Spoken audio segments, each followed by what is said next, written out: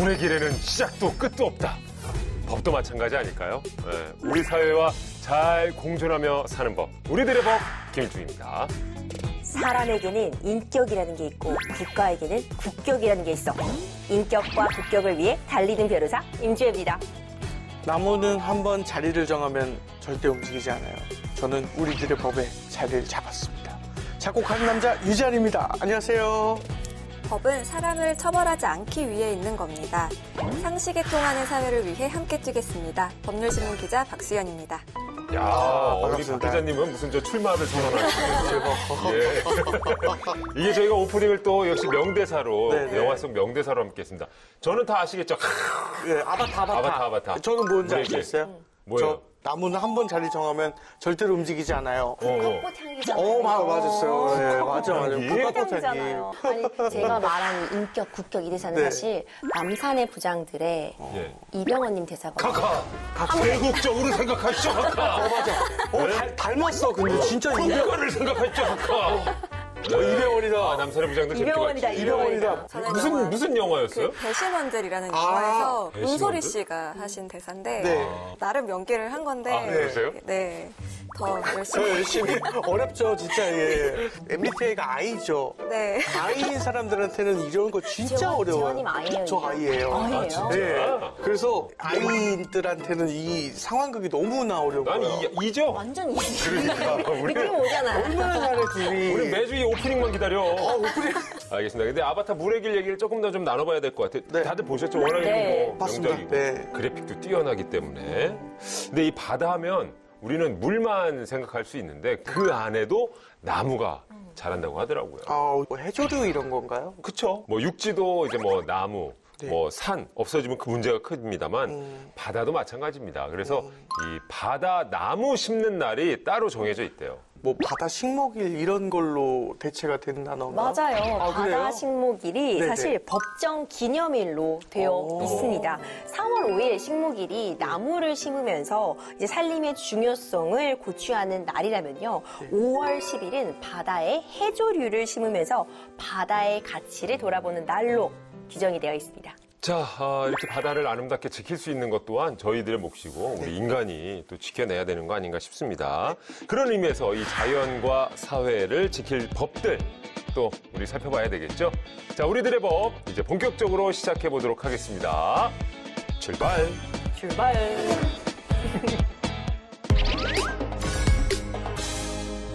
자, 새 법률 완전 정보. 오늘 우리가 정복할 새로운 법률은 어떤 게 있습니까?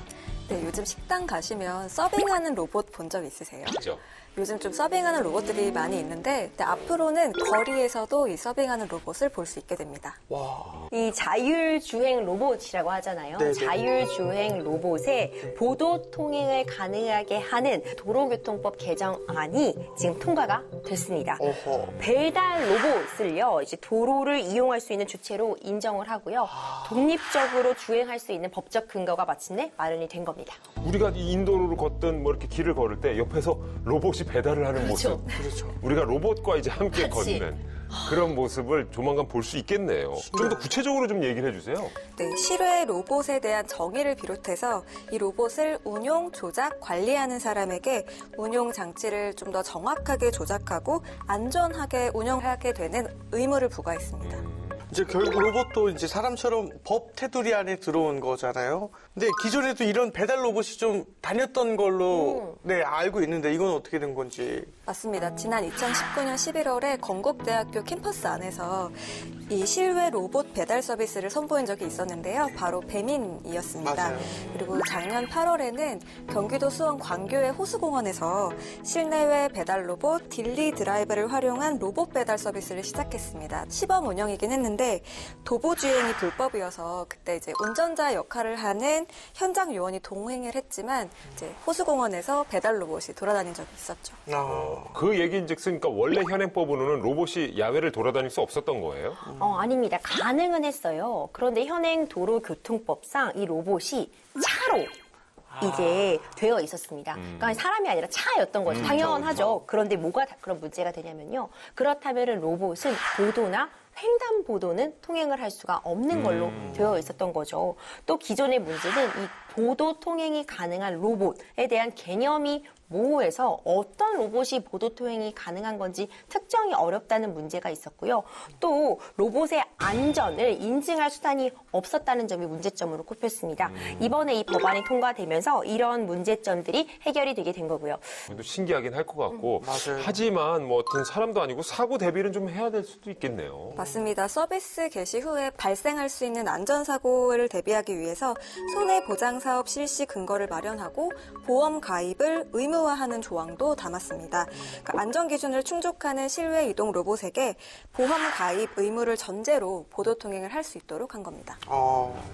언젠가는 제 오원수처럼 이제 차가 공중으로 다니고 로봇이 막 활보를 하는 그런 세상이 올 것 같은데 이게 굉장히 기대가 됩니다. 네. 밀라 요보비치, 네. 브루스 윌리스. 브루스 윌리스. 제오원서 다들 보셨죠? 그럼요. 봤죠? 예. 스마카가 네. 아주 임팩트가 있었지. 어마어마했죠, 그렇죠? 문어머리였나 이렇게? 문어머리였어요. 이렇게.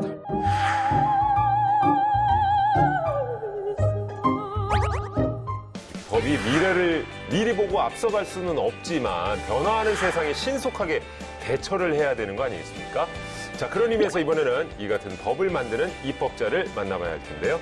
그분은 바로 이분입니다.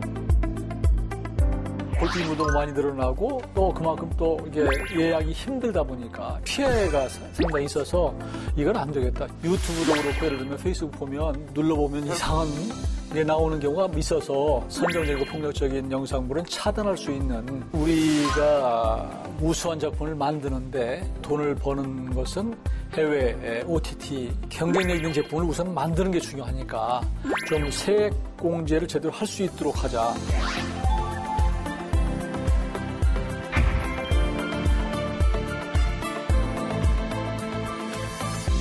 남원 임실 순창을 이끄는 전라북도의 힘, 국민의힘 이용호 의원 나와주셨습니다. 안녕하세요. 네, 안녕하세요. 예, 반갑습니다. 네.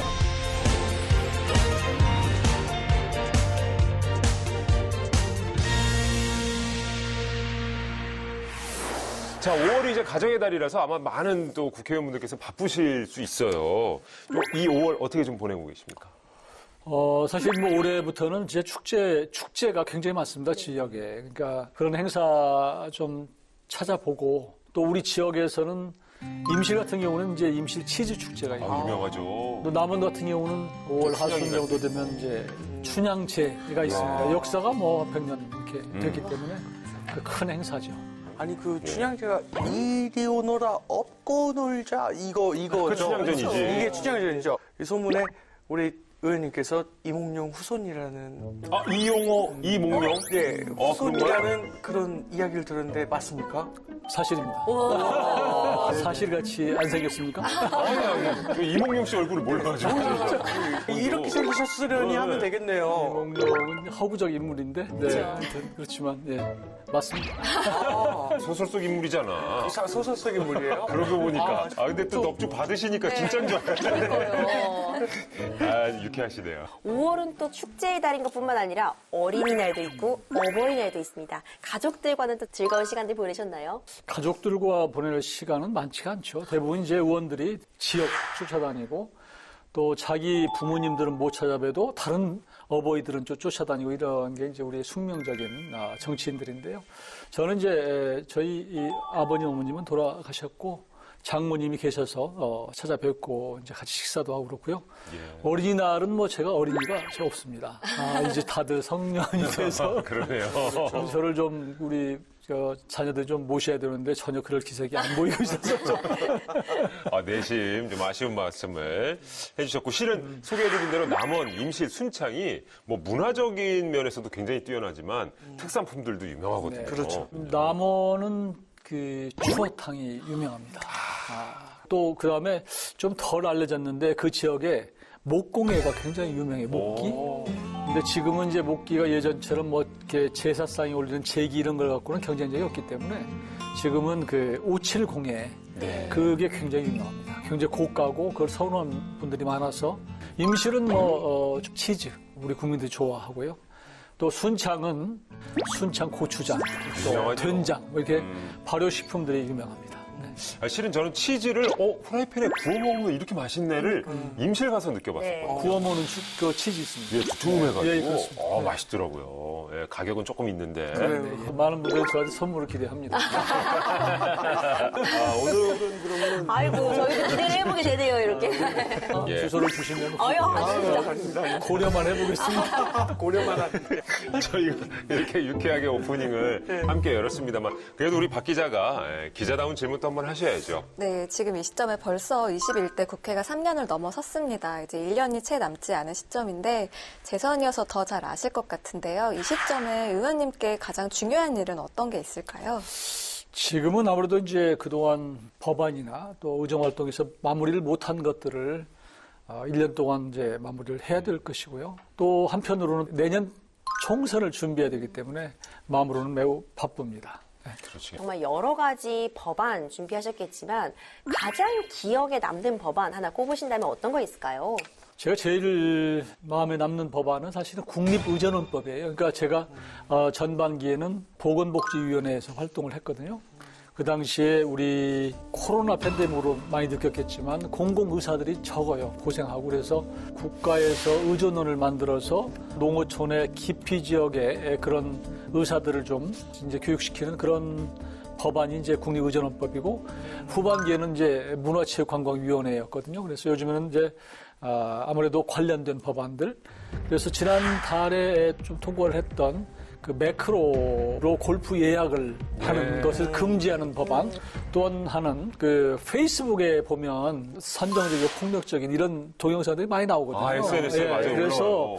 원하지 않아도 뜨는 것들을 좀 막을 수 있게 하는 방법이 없을까. 그래서 낸 법안이 지금 정보통신망 이용 촉진 및 정보 보호에 관한 법. 그다음에 이제 코리아 그 컬처, K 컬처가 유명하잖아요. 그래서 이제 그럼에도 불구하고 제대로 지원이 안 돼서 우리 기업들이 국제 경쟁력에서 좀 이길 수 있도록 그런 법을 냈는데 그게 조세 등록 제한법 이런 것들이 기억에 남습니다. 예. 확실히 기억에 남는 법안들이 굉장히 많으신데 요목조목 따져볼 생각이거든요. 예, 지금부터 함께 소개를 좀 해드리겠습니다. 오늘 준비한 법안 그중에서 첫 번째 법안부터 살펴보겠습니다. 자, 여러분 순차적으로 예약하고 나이스 샷 하시기 바랍니다. 매크로 골프 예약 방지법으로 불리는 체육시설 설치법 개정안입니다. 예, 방금 또 말씀을 해주셨는데 요즘에 진짜 골프 이용자가 굉장히 늘었거든요. 엄청 늘었어요. 지금 아마 우리 20세 이상 국민의 3사람 중에 1사람이 골프를 합니다. 인구가 1176만 명이라고 그래요. 저기 골프협회 쪽의 통계를 보면. 그리고 2017년도 대비 16%가 증가를 했다. 그래서 이런 그렇게 된 것이 아무래도 이제 그 코로나 상황에서 다른 놀이가 없었고 또 하나는 또 요즘엔 뭐 스크린 골프 이런 거 있잖아요. 그래서 젊은 사람들 거기 가서 막 이제 좀 즐기고 이런 재밌어요. 것들이 골프 예비군들을 많이 양성해내는 그런 결과로 골프 인구가 많이 늘어난 것 같습니다. 맞습니다. 아니 그러면 우리 의원님께서도 1000만 명 안에 속하시죠? 이게 조금 또 네. 예, 저 속합니다. 그렇죠. 근데 요즘에 네. 바쁘셔가지고 필드 나가시고 뭐 이런 건 쉽지 않으실 것 같아요, 진짜. 제가 초선 때는 아예 한 번도 골프장에 안 갔습니다. 근데 이제 재선되고 나서 이따금 저도 건강을 좀 챙겨야 되겠다 싶어서 가곤 합니다. 나가서 이제 쭉 걷는 것만으로도 엄청난 운동이 또 되는. 그래서 이제 골프라기보다는 말씀하신 대로 걷는 운동으로 예. 생각하고요. 좀 비싸죠. 근데 비싸긴 하지만. 80개 주세요. 아니 뭐 그거 못 칩니다. 100개.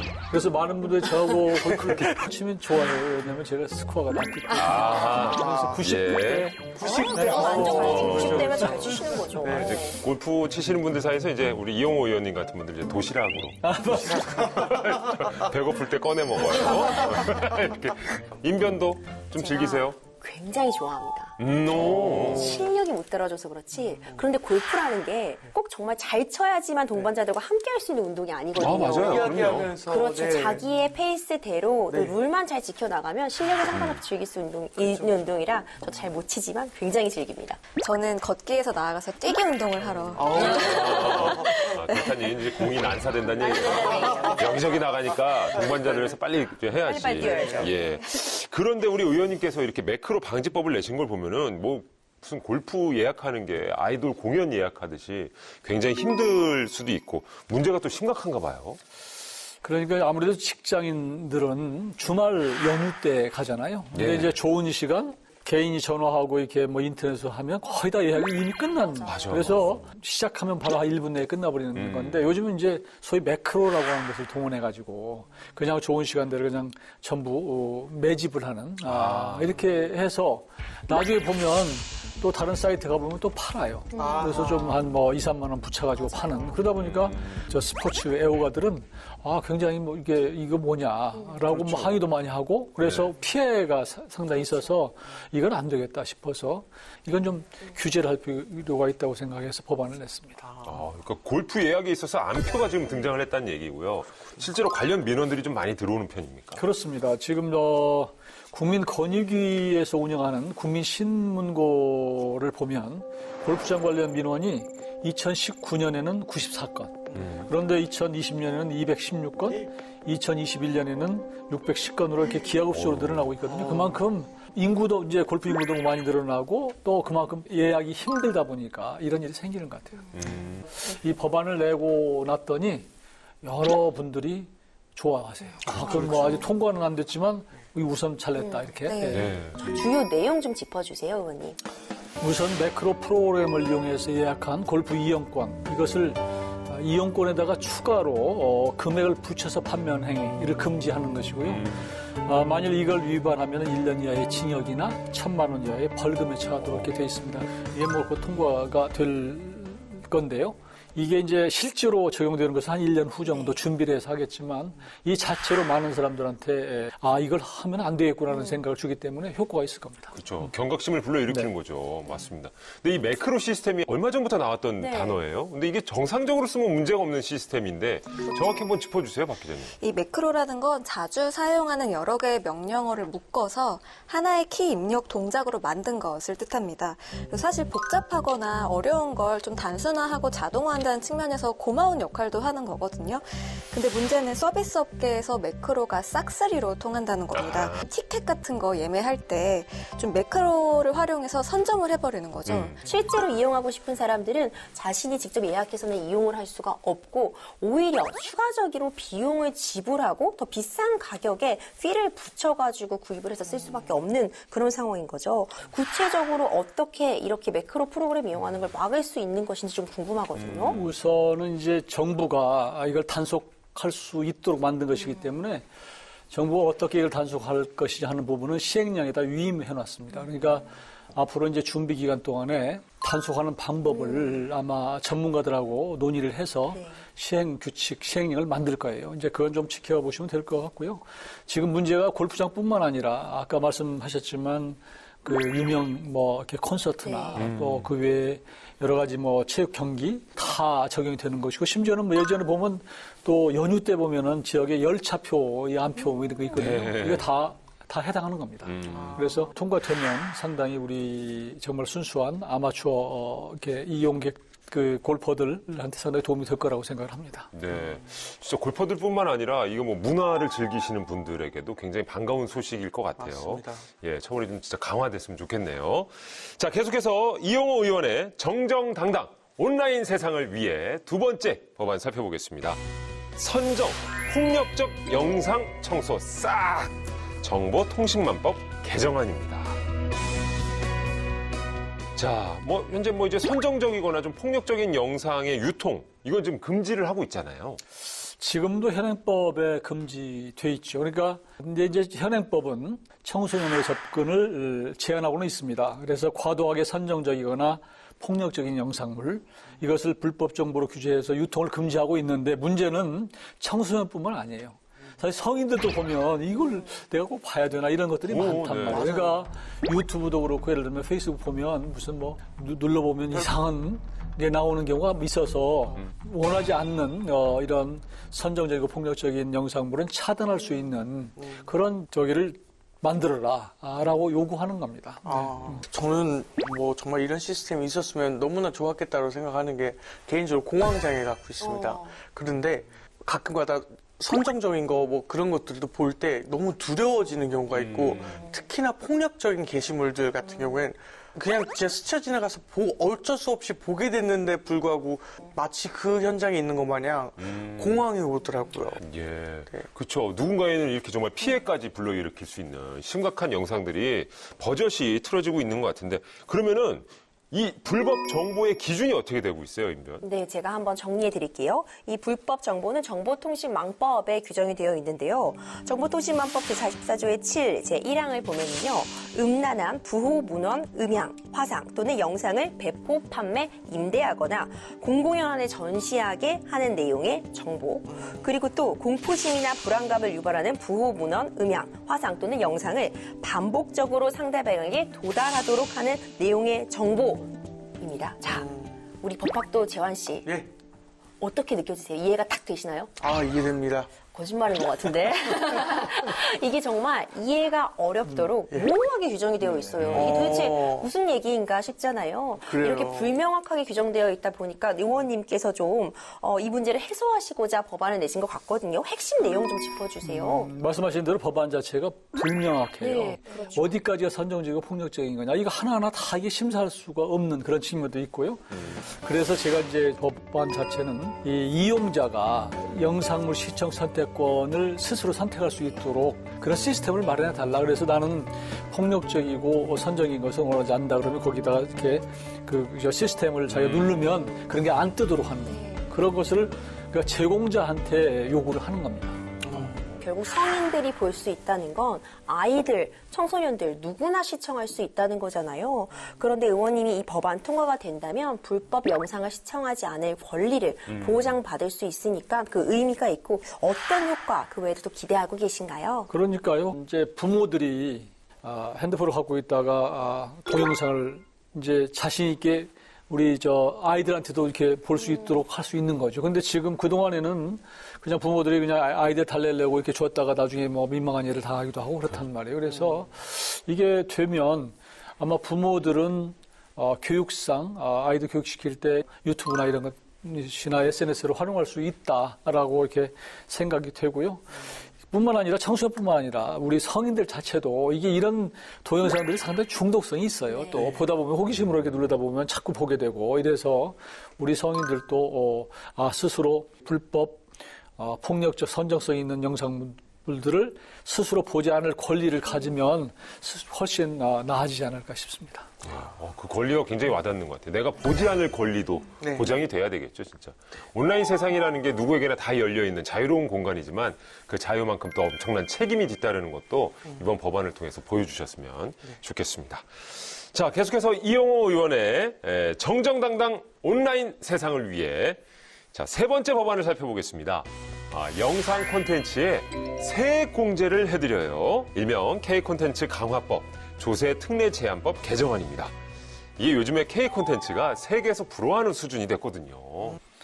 그 해외에 가보시면 특히 느낄 거예요. 그러니까 한국에서 왔다 그러면 잘 몰라도 BTS의 나라 그러면 금방 알아듣습니다. 그렇죠. 그렇죠. 그리고 그 예전에 의원들은 다 한국에 오면 뭘 물어봤냐면 북한의 핵 문제, 그다음 판문점 가볼 수 있냐 이런 거 물어봤거든요. 이란 분단 국가니까. 지금은 어떻게 하다가 이렇게 K컬처가 이렇게 됐냐, 그 좀 노하우를 좀 가르쳐주라, 이런 질문이 첫 번째입니다. 그만큼 관심이 많다. 그래서 실제로 지금 보면은 더 글로리 2 같은 경우에는 넷플릭스에서 3주 연속 비영업권 시리즈의 1위를 했고요. 대단한 기록이에요. 우리 국민들이 다 알다시피 오징어 게임 같은 경우는 전 세계적으로 한국을 홍보하는 그렇죠. 효과가 있어서 대단합니다. 예, 저도 실은 작년에 네. 미국에 촬영차 이렇게 갔었는데, 어우. 예, 거기 음식점 직원이 저를 알아보. 어떻게 저를 아세요? 뭐 그랬어. 그랬더니, K 국회입니까? 이태원 클래스에 거기 남자 진행자로 나오셨잖아요. 진짜야 이거는. 예. 이태원 클래스를 봤는데 거기 나왔던 아저씨라는 거야.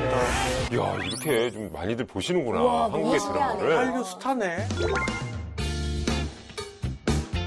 근데 이렇게 빛이 나는 우리의 정말 K 컨텐츠. 네. 하지만 이게 또 억울하고 슬픈 단면이 있다는 게 수익 창출이 안 된다는 겁니다. 이렇게 인기가 많고 많은 분들이 즐겨보는데 OTT에서 이익을 다 가져간다. 이게 어떻게 된 시스템입니까?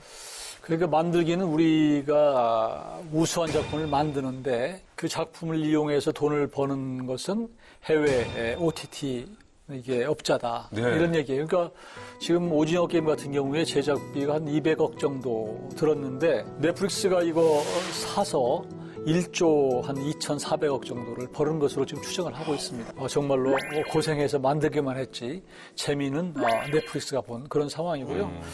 제가 들은 걸로는 그 더 글로리 같은 경우에도 우리가 한 200억 정도 제작비를 들였어요.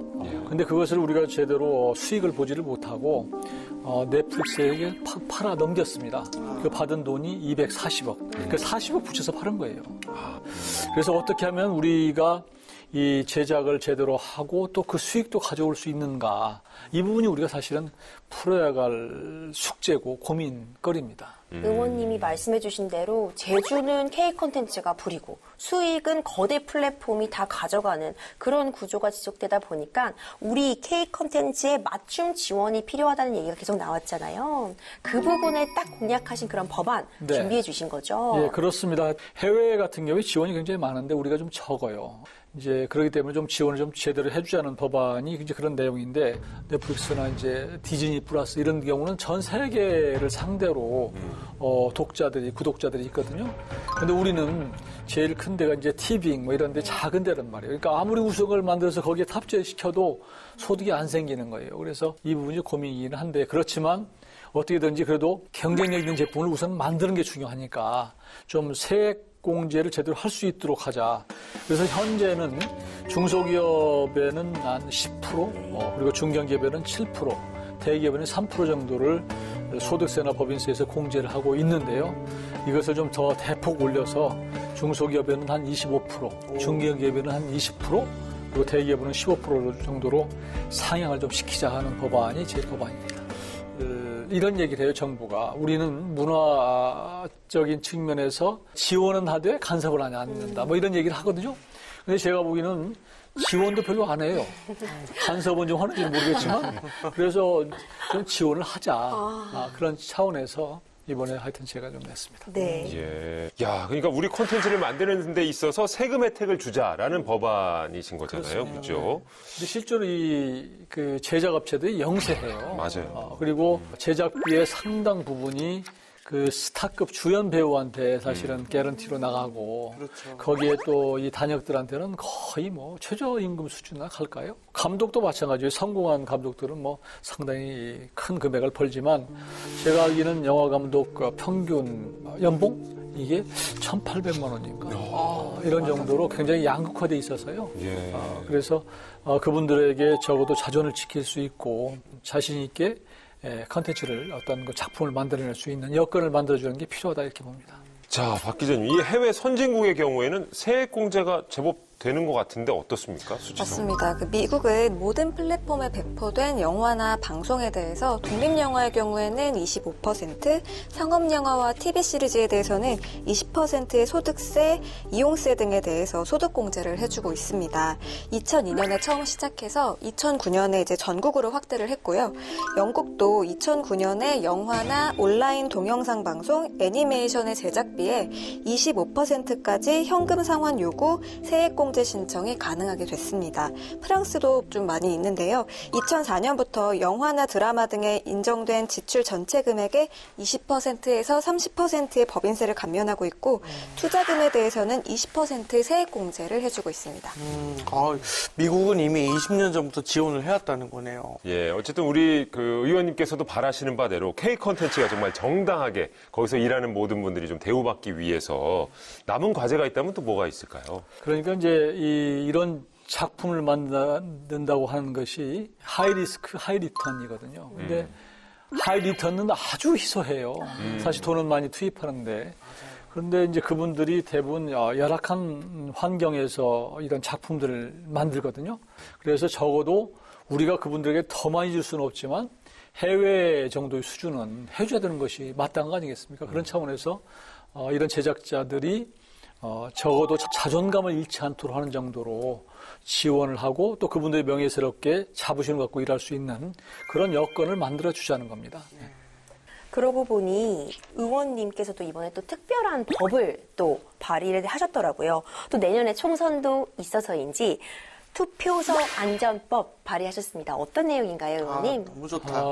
그러니까 우리가 투표하면 선관위, 선관위에서 다 이제 그 관장을 하는데요. 그 유권자들이 편리하게 할 수 있는데 투표소를 정해라 이렇게만 되어 있어요. 그런데 알다시피 뭐 지난번에 이태원 같은 참사가 있었습니다만은 예의찮게 많은 사람들이 모이고 특히 유권자들 가운데는 어르신들이 많거든요. 그러다 보니까 안전 문제 이런 것들을 신경 쓸 수밖에 없다. 그래서 편리성과 함께 안전성도 고려해서 투표소를 좀 설치해달라 그런 내용으로 법안을 낸 겁니다. 순차형 투표소 참사라고 이제 표현을 좀 하는데 엄청나게 어이없는 일이 생겼습니다. 뭐 당시에 사망하신 분도 계신다는 이야기를 들었는데 어떻게 이렇게 일이 벌어졌을까요?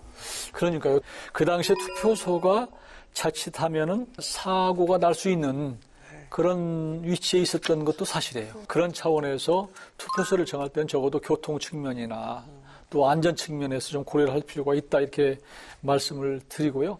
당시의 사고는 농협 조합장을 뽑는 선거였는데 요즘에 이제 농협전 선거도 이렇게 위탁을 해서 선관위에서 이제 관리를 하거든요. 그러니까 선관위가 실제로 모든 투표에서 관리를 했는데 나중에 이제 사고가 났는데 누가 책임이냐 할 때 책임의 주체가 없어요. 앞으로 이 법안이 이제 제대로 통과가 되면 책임의 주체가 생기는 겁니다. 다시는 이런 일이 벌어지지 않도록 해야죠. 네. 그러니까 이렇게 온라인이든 또 오프라인이든 정말 맑고 깨끗하고 또 안전한 세상을 만들기 위해서 이용호 의원님께서도 이렇게 입법 발의를 하고 계십니다. 그런 의미에서 또 올해 또 계획하시는 일도 있으실 것 같은데요. 예, 제가 상임위는 문체위를 문화체육관광위원회입니다. 그래서 거기에 이제 여당 간사를 맡고 있는데요. 실제로 K 컨텐츠와 관련된 한국의 문화와 관련된 이런 분들이 종사자들은 제대로 대우를 못 받고 있는 게 현실이에요.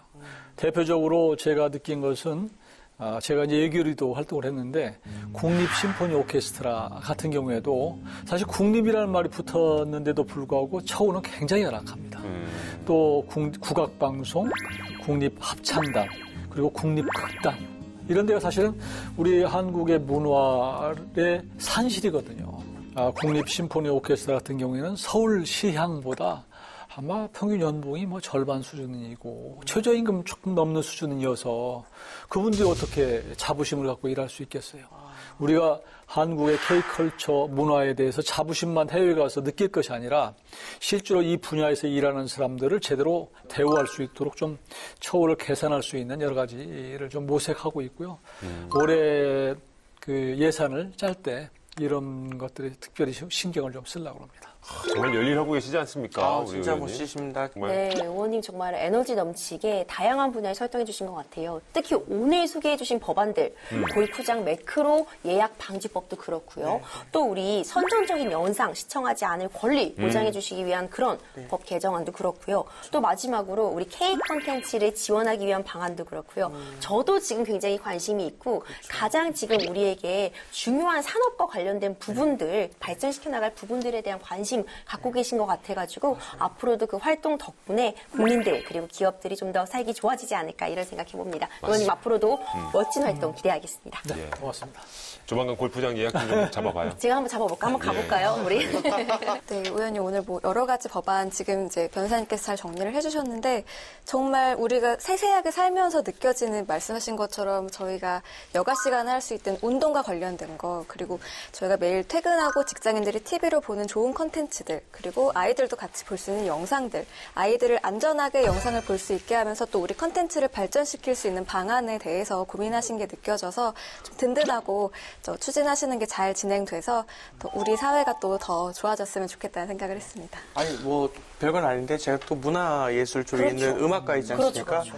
혹시 제가 뭐 괜찮으시다면 곡을 하나 예. 노래를 하나 만들어 드릴게요. 이용호 의원님을 위한 노래를요. 그럼요. 이용호예요. 제목이 이용호. 이용호. 네, 그럼요. 노래 하나 만들어 드리도록 하겠습니다. 아이고, 고맙습니다. 아니, 어느 정도 좀 약간의 뭐 리듬이라도 나온 거예요? 전혀 없어요. 멜로디는 아직 없는데. 지금부터 나와요. 이제. 네네네. 이러면은 약간 뭐 곡의 느낌이라도. 느낌이라도 지금 뭐 댄스예요? R&B? 아니 댄스죠. 댄스. 젊음의 느낌이 뭐 너무 많이 옵니다. 진짜 그만큼 우리 문화인들한테 너무 빛 같은 분이셔서 진짜로 예. 네 제가 대표했겠습니다. 네. 이야, 아이고, 대단한. 고맙습니다.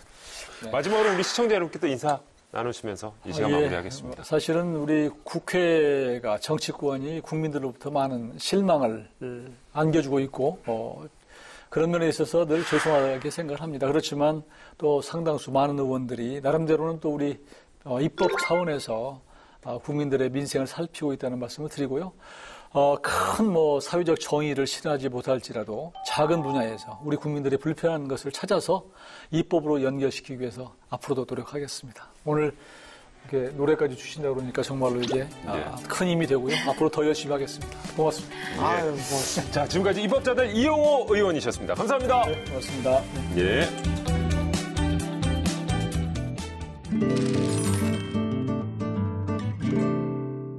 법률을 몰랐다고요? 법률을 잘못 알았다고요? 그렇다고 언제나 용서되는 건 아니죠. 자, 제대로 법 읽는 방법을 알려드리는 시간.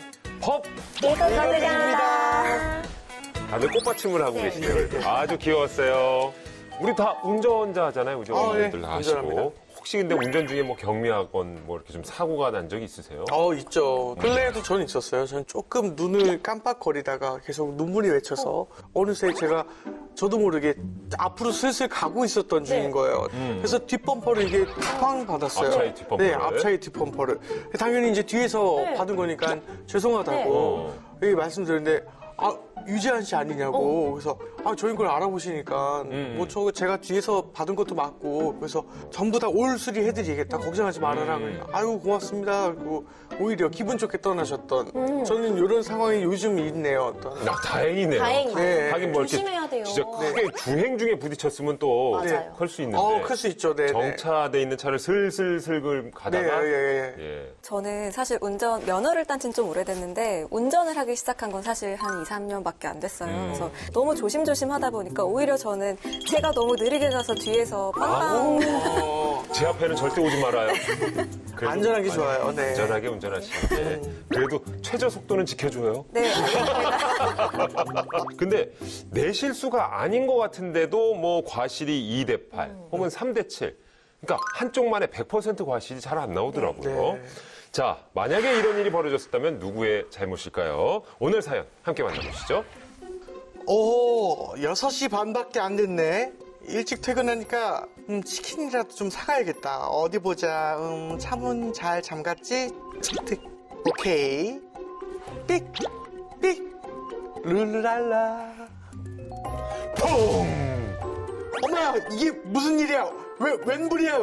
119를 불러야 돼. 119죠? 제 차에 불이 났어요. 빨리 와주세요. 어머머머, 이걸 어째? 내 차에 불이 붙었어. 어머머머, 내 애마, 내 애기야. 이거 보세요. 당신이 이런 거예요? 이 차가 도대체 얼마짜리인 줄 알아요? 아니, 그건 제가 모르는데, 제가 그런 게 아니라 얘가 스스로 아니, 제가 어떻게 스스로 그래요? 어쩔 거예요? 물어내. 아니, 제가 진짜로 그런 게 아니고, 제가 스스로 화르륵 그냥 타버렸다니까요. 됐고, 기다려봐요. 띠리리리리리리. 여보세요. D보험사죠? 네, 고객님. 무엇을 도와드릴까요? 어머, 목소리는 좋다. 아니, 그게 문제가 아니라. 여기 제 차가요. 역차 때문에 불이 나서. 어떡해요? 빨리 좀 와줘요. 자, 고객님 침착하시고요. 일단 119 부르셨죠? 걱정하지 마세요. 저희가 알아서 척척 해결해 드릴게요. 아, 정말요? 감사해요. 전 D보험사만 믿어요. 아, 근데 정말 목소리는 좋다. 당신의 보험사입니다. 자, 뭐 대화 내용은 저희가 좀 임의적으로 꾸미긴 했습니다만은 네. 이게 근데 실제 있었던 일이라고 하는데 정확한 사건을 한번 짚어주시죠. 네, 이 화재 차량 주인 A씨가 2021년 2월에 자신의 차를 주차하고 집으로 가던 중에 자기 차를 봤는데 갑자기 펑 소리가 나면서 막 연기가 나고 화염이 발생을 한 겁니다. 그래서 A씨는 너무 놀라서 다급하게 119에 신고를 합니다. 그런데 A씨의 차는 결국 전소가 됐고 옆에 있던 B씨의 차까지 불이 옮겨 붙어서 B씨의 차도 이제 불에 타게 됐습니다. 그래서 B씨 차량의 보험사인 DB손해보험은 자차 담보로 B씨에게 일단 보험금을 지급을 한 뒤에 A씨가 가입한 자동차 보험 회사인 한화손해보험을 상대로 구상금을 청구하는 소송을 내게 됩니다. 구상금 이거 어려운 단어 나온 거 아니에요? 이거 그쵸? 아니, 왜 법학도 또 약한 모습 보이시는 거예요? 알죠 사실은. 구상금이 뭐예요? 알지만. 예전에 구상권 네. 저기 한참 코로나 때 구상권 청구한다고 해서 저도 많이 그럼요, 배웠지. 그럼요. 맞아요. 네. 이 구상권이라는 게 사실 법적으로는 굉장히 중요한 개념입니다. 어떤 채무가 있을 때 채무를 대신 변제, 그러니까 대신 내준 사람이 채권자를 대신해서 원래 그 돈을 냈어야 하는 사람에게 나한테 돈 내놔, 내가 대신 갚았잖아. 이렇게 할 수 있는 권리가 구상권이고요. 그때 그 금액, 그 돈을 구상금이라고 합니다. 실제 이 사건에서는 뭐 빚이라기보다는 사실상 두 차주들에게 각자 보험사들이 그러니까 저 고객들한테 보험 처리는 다 해준 거예요. 네. 그리고 이제 A씨 차량에서 불이 나서 B씨 차에 이제 옮겨 붙었으니까 그 처리 비용을 내라라고 B씨 측에 그쵸 보험사가 A씨 측 보험사에 얘기를 한 거고 결과가 어떻게 된 거예요? 네, 지난 2월 3일에 서울중앙지법에서는 원고 패소로 판결을 했습니다. 그래요. 그게 A씨 책임이 아니라는 거예요, 그러면은? 네, 일단 1심 판단이기 때문에 최종적으로는 좀 볼 필요는 있겠지만 여러 가지 이유를 일단 재판부에서 제시를 했습니다. 결론적으로 첫 발화 차주, 그러니까 처음 불이 난 차주 A씨가 소유자 내지 점유자로서 방호 조치 의무를 다하지 못한 관리상의 하자가 있다는 점을 인정하기 부족하고 A씨의 차량에 어떤 설치 보존상의 하자, 관리상의 하자가 있었음을 인정하기 어렵다는 이유로 그러니까 A씨가 불 낸 게 아니고 불난데 책임이 없다는 이유를 근거로 해서 원고 패소 판결을 내린 거죠. 근데 하자가 없다? 이게 정말 하자가 없는 거 맞아요? 이 화재는 차량 계기판 하부에 이제 그 주변의 기기나 배선에서 전기적 요인에서 발생된 걸로 추정됐습니다. 그러니까 그 전기적 요인이나 그 전기적 요인이 발생한 원인은 명확하게 밝혀지지 않았던 건데요. A씨가 차량을 정비받은 내역도 있었습니다. 근데 그게 뭐 엔진 오일을 갈거나 공기 필터를 교체하거나 이런 경미한 것들로 보이고 뭐 특별한 결함이 있었다는 점이 인정되지 않는다. 그리고 또 차량을 임의로 개조하거나 튜닝하지도 않았다라는 게 법원 판단의 첫 번째 이유였습니다. 거봐요. 운이 A씨가 나빴던 거예요. 맞아요. 진짜로. 괜히 뭐 불법 튜닝을 했다거나 네. 뭐 이런 거 잘못했다가는 그게 또 엮일 수 있었는데 네. 깨끗하게 그냥 관리만 잘해왔던 차인데 불이 났으니까 그렇죠. A씨의 과실은 아니다 이렇게 본 건 맞고 또 다른 이유가 있었을까요? 네, 세 분 차량에 블랙박스 설치되어 계신가요? 있죠. 있죠. 요즘은 뭐 그럼요. 필수 아닙니까? 네. 맞아요. 예. 이게 굉장히 중요한 또 역할을 했습니다. 블랙박스를 설치한 것만으로도 차량의 어떤 설치 보존상의 안전을 유지하는 조치를 차주가 한 것이다. 그렇죠. 이런 점을 인정이 됐고요.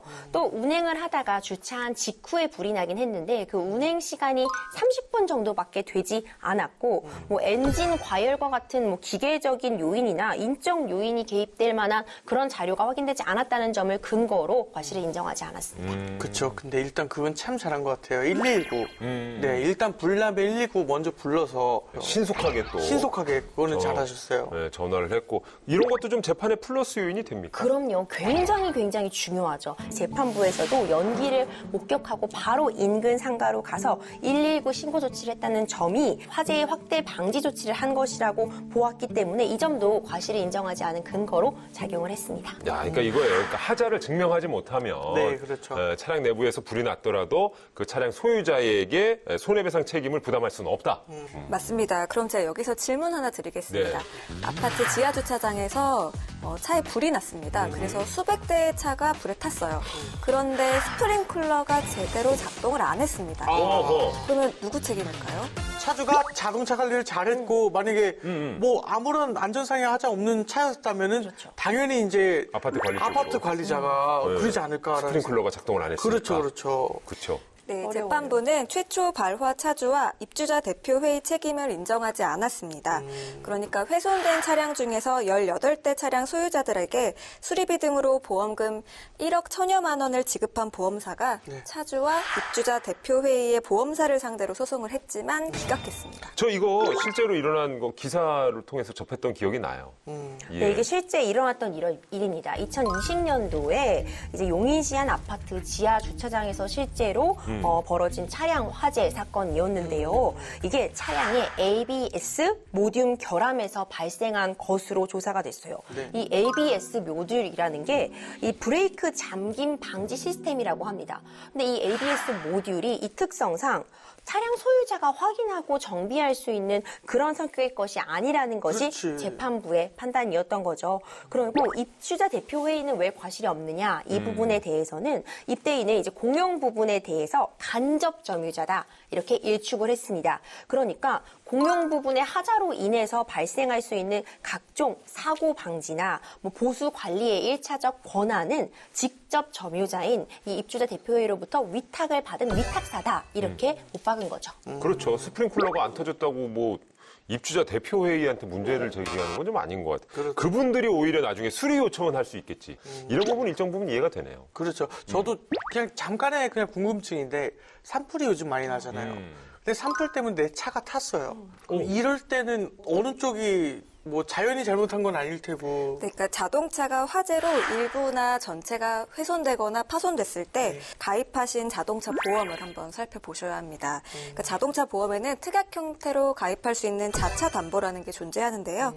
자차 담보는 화재, 폭발, 도난 같은 걸로 이제 손해가 가해졌을 때 보상을 받을 수 있는 것을 말합니다. 예를 들어서 산불로 건물이 이렇게 와르르 무너져서 주차돼 있던 차량이 파손됐다. 이런 사례를 생각해 보면요. 어떻게 보면 떨어지는 물체로 인한 차량의 파손이기 때문에 자차 담보로 처리는 가능합니다. 이때 차량 전체가 만약 소실이 되었다면은 현재 그 차량 가액을 기준으로 보상을 받게 됩니다. 단 이 자차 담보라는 건 20에서 30% 정률제로 자기 부담금이 있기 때문에 피해 규모에 따라서 차량 소유주도 일정 금액은 낼 수 있다는 점도 기억해 두시면 도움될 것 같습니다. 그래야 되겠군요. 요즘 실은 워낙에 건조해서 산불도 많이 일어났었거든요. 맞아요. 이게 진짜 큰 문제입니다. 네. 화재는 언제나 사소한 부주의로 시작되는 거 아니겠습니까? 꺼진 불도 다시 보는 세심함이 필요한 때가 아닌가 싶습니다. 오늘 준비한 내용은 여기까지고요. 다음 이 시간에 저희는 어김없이 다시 돌아오도록 하겠습니다. 지금까지 함께해 주신 여러분 고맙습니다. 감사합니다. 감사합니다.